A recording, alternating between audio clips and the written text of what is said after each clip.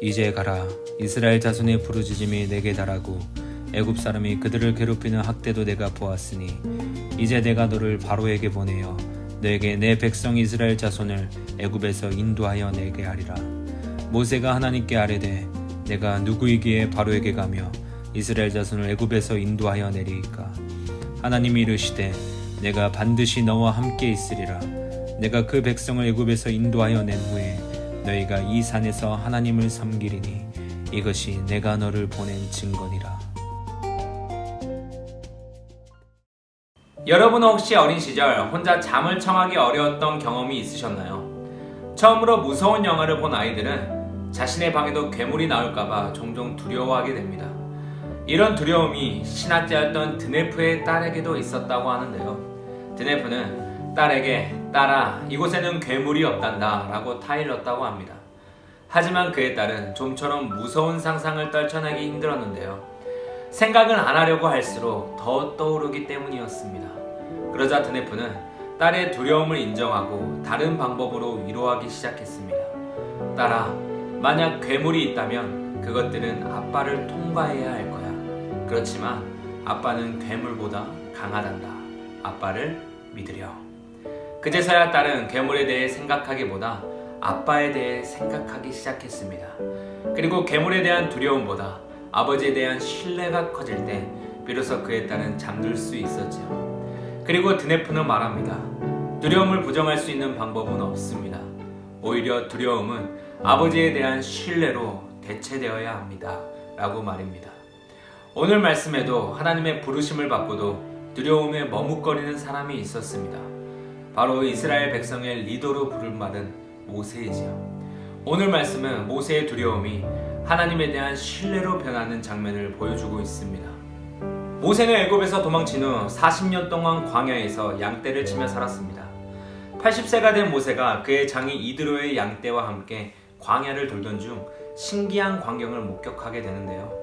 그것은 떨기나무에 불이 붙었지만 그 나무가 타지 않는 것을 보았기 때문이었습니다. 광야는 매우 덥고 건조하기 때문에 불이 붙는 것은 자주 볼 수 있는 일이었습니다. 그러나 모세가 목격한 불은 떨기나무를 태우지 않고 그 위에 함께 있었습니다. 모세가 이를 기이하게 여기고 떨기나무 가까이 갔을 때 하나님께서 말씀하기 시작하셨습니다. 하나님은 세상의 경험과 죄를 상징하는 신발을 벗을 것을 요구하시고 거룩한 부르심으로 모세를 초청하셨습니다. 그 거룩한 부르심은 일찍이 모세가 40년간 살았던 애굽으로 돌아가 고통받고 있는 이스라엘 백성을 구원하라는 것이었죠. 최고의 리더이신 하나님께서 모세를 이스라엘의 리더로 세우시는 장면입니다. 하나님은 모세를 택하시고 모세가 하나님을 닮은 리더로 살아가길 원하셨습니다. 그러나 모세는 하나님의 이러한 부르심에 쉽게 순종할 수 없었습니다. 그 이유는 모세 자신 스스로 보기에 리더가 될 만한 자격이 없었기 때문입니다. 그도 그러할 것이 모세는 실패한 애굽의 왕자, 살인 전과자, 비겁한 도망자, 광야의 목자 외에 아무것도 아닌 사람이었습니다. 그래서 모세는 자신을 리더로 부르시는 하나님께 제가 누구이기에? 라고 반문합니다. 모세는 자신이 겪은 실패에 대한 두려움에 사로잡혀 있었던 것이었죠. 이러한 모세의 질문에 하나님께서 대답하십니다. 내가 반드시 너와 함께 있으리라. 언뜻 보면 이 말씀은 제가 누구이기에? 라는 모세의 질문과 상관없는 동문서답처럼 느껴집니다. 그러나 하나님의 대답이야말로 모세의 질문에 가장 분명한 답변이었습니다. 아무것도 아니었던 모세는 이제 하나님께서 함께 하시는 자로 거듭난 것입니다. 이것은 모세의 정체성이 모세 스스로에게 나오는 것이 아니라 모세와 함께 하시는 하나님으로부터 나오는 것을 의미합니다. 모세가 이스라엘의 리더가 될 수 있었던 유일한 조건은 하나님께서 모세와 함께 하시기 때문입니다. 결국 자신의 연약함을 바라보며 두려워하던 모세가 시선을 돌려 하나님을 바라볼 때 부르심에 순종하게 되었습니다. 모세가 자신의 인생에서 연약함과 실패의 경험에 주목했다면 하나님의 부르심에 순종할 수 없었을 것입니다. 모세는 40년간의 긴 영적인 슬럼프에 빠져 있는 상태였습니다. 그렇다면 어떻게 이 영적 슬럼프에서 빠져나올 수 있었을까요?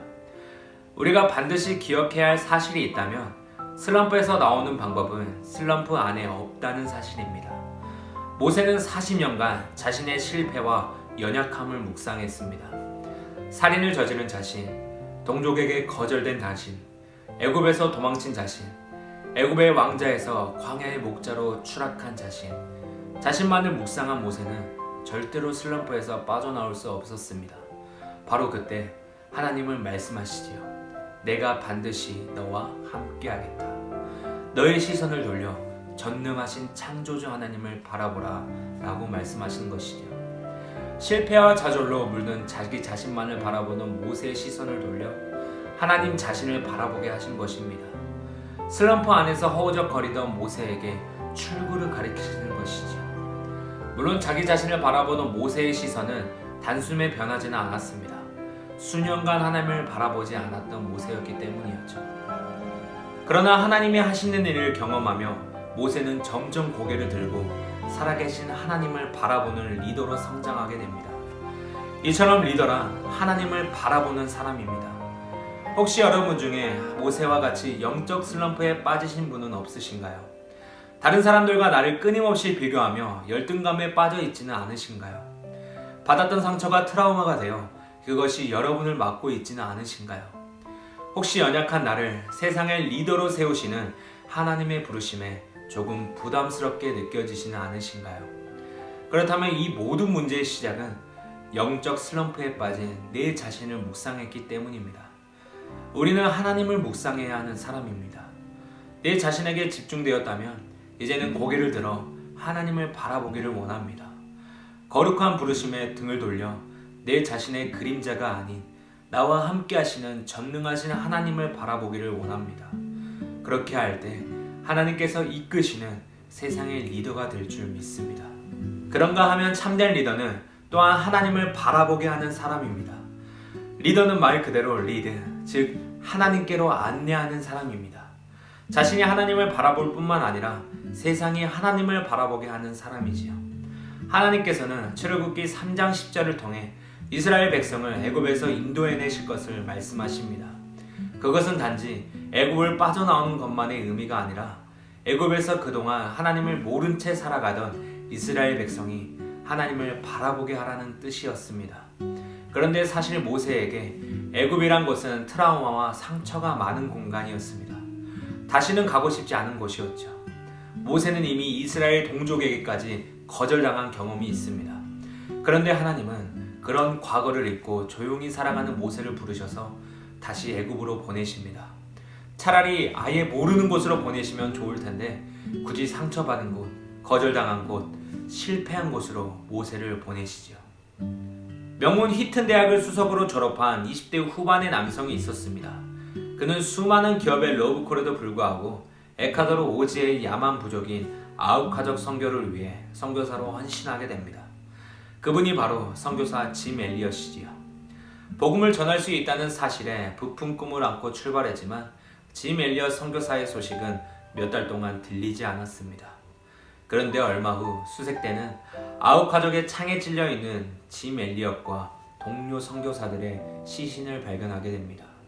그런데 이 가슴 아픈 소식을 들은 지 1년 뒤에 짐 엘리엇의 아내 엘리자베스는 1년간의 간호사 교육을 마치고 남편 짐 엘리엇을 죽인 아우카족에게로 향하게 됩니다.